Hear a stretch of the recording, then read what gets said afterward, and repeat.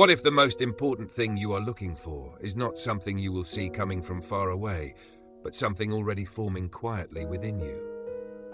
What if the signs you are waiting for outside are meant to awaken awareness inside? And what if the real shift in life is not about where you are looking, but how you are living right now? In Luke 17:20-37, the Pharisees come to Jesus with a question about timing and visibility. They ask when the kingdom of God will come. They are looking for something dramatic, something observable, something that can be measured with external signs. They expect the kingdom to arrive with visible power, political change, or undeniable public events. Like many expectations of their time, they imagine something that can be pointed to and clearly identified in the world around them. But Jesus responds in a way that completely reframes their understanding. He says, "The kingdom of God does not come with observation." This statement immediately shifts the focus away from external expectation. It challenges the idea that spiritual reality is always something visible, dramatic, or easy to track with human observation. Then he continues with something even more surprising. He says, "Nor will people say, 'Here it is,' or 'There it is,' because the kingdom of God is in your midst." In other translations, this phrase is rendered as "within you" or "among you." Either way, the central idea remains powerful. The kingdom is not only a future event or distant reality, it is already present in a way that is not always immediately recognized. This changes the entire framework of expectation. The listeners were searching for signs in the sky or political shifts on earth, but Jesus redirects attention towards something deeper, something internal, something already accessible. The kingdom is not only approaching, it is already present in a hidden form. After this statement, Jesus turns his attention to his disciples and begins to speak about future days. He describes a time when people will long to see the days of the Son of Man, but will not see them. He warns them not to be deceived by claims of sudden appearances. People will tell you, "There he is," or "Here he is." Do not go running after them. This warning addresses human tendency toward urgency without discernment. When people feel uncertain or anxious, they often become drawn to claims of immediate answers or visible signs. But Jesus emphasizes stability over reaction. He describes how the coming of the Son of Man will be like lightning that flashes and lights up the sky from one end to the other. It will not be hidden or secret. It will be unmistakable when it fully occurs. Yet before that, he speaks about how life will continue in ordinary patterns. He compares it to the days of Noah and the days of Lot. People were eating, drinking, marrying, buying, selling, planting, building. Life continued in its normal rhythm. But then sudden change came. The flood came in Noah's time. Fire and destruction came in Lot's time. In both cases, the shift was not predicted by everyday activity. Ordinary life continued right up until the moment of change. Jesus uses these examples not to create fear, but to create awareness. The focus is not on predicting timing, but on understanding readiness. He then gives a simple but striking instruction. Remember Lot's wife. This reference points to a moment in the story where Lot's wife looks back as she is leaving the city and becomes a symbol of attachment to what was being left behind. The instruction is brief but powerful. It is not just about physical direction, but about internal orientation. What the heart is attached to determines how one moves forward. Then Jesus speaks about two people being in one bed, one taken and the other left. Two women grinding grain together, one taken and the other left. Two men working in the field, one taken and the other left. The emphasis is not on spectacle, but on separation within similarity. People are doing the same activities, living similar routines, but experiencing different outcomes. This creates a deeper reflection on awareness and readiness. External activity is not the determining factor. Internal state matters more than external appearance. The disciples respond with a question, "Where, Lord?" Jesus answers in a way that redirects the question rather than satisfying curiosity. He says, "Where there is a dead body, there the vultures will gather." This final statement is symbolic and open-ended. It points to the certainty of outcome without focusing on human attempts to locate or control it. The passage as a whole moves through three major ideas: misunderstanding of timing, misdirection of attention, and redefinition of presence. First, misunderstanding of timing. The Pharisees expect a visible external arrival of the kingdom. Jesus corrects this expectation by saying it does not come with observable signs.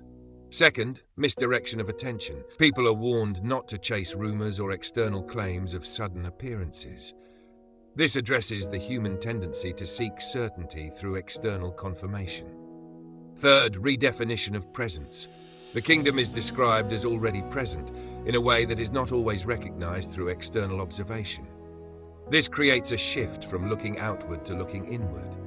The phrase about the kingdom being in your midst or within you carries a profound implication. It suggests that spiritual reality is not only something to wait for, but something to become aware of. This does not eliminate future expectation, it reframes it. The future fulfillment is connected to present awareness. The teaching also contrasts two modes of living: external observation versus internal recognition.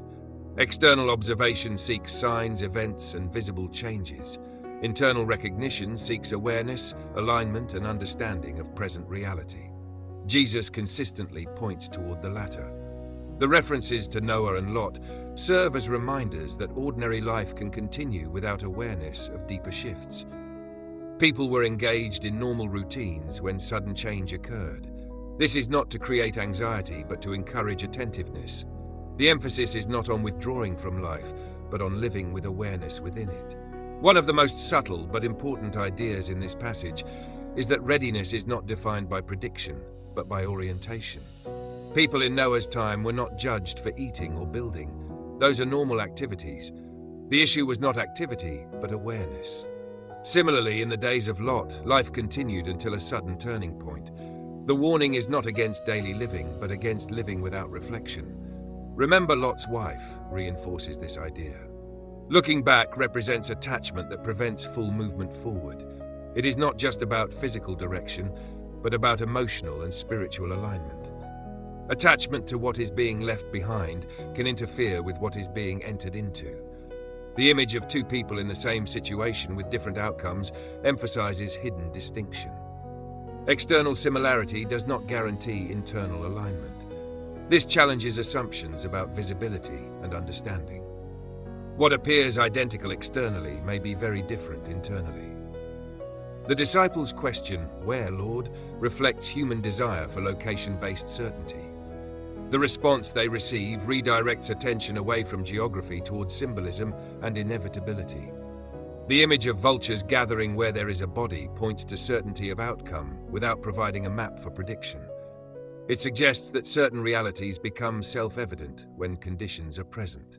Throughout the passage, Jesus consistently avoids satisfying curiosity about exact timing or location. Instead, he focuses on awareness, readiness, and perception. This shifts the focus from control to understanding. The kingdom is not presented as something that can be tracked externally in a predictable way. It is described as something already present in a way that requires recognition. This challenges the assumption that spiritual truth must always be dramatic or externally visible. It suggests that what is most important may already be present, but not fully noticed. The idea that the kingdom is in your midst or within you invites reflection on perception. It implies that awareness is as important as expectation. It also suggests that transformation begins with recognition of what is already present, rather than only anticipation of what is coming. In this sense, the passage moves from external searching to internal awakening. The kingdom is not only a future destination, it is also a present reality that requires awareness to perceive. This does not diminish future fulfillment, it expands present responsibility. The challenge is not only to look ahead, but to recognize what is already unfolding. The warning about not following claims of sudden appearances addresses distraction. When people are focused on external claims, they may miss deeper truth. Stability comes from understanding rather than reaction. The comparison to lightning emphasizes clarity when the time is right.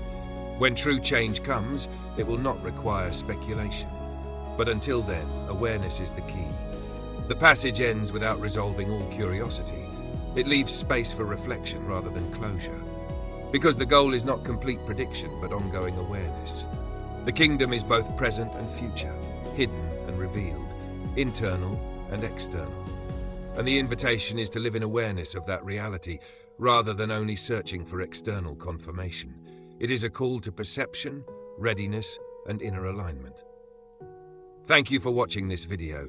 If this message gave you a deeper perspective, please like the video, follow the channel, and share it with someone who may need this reminder today.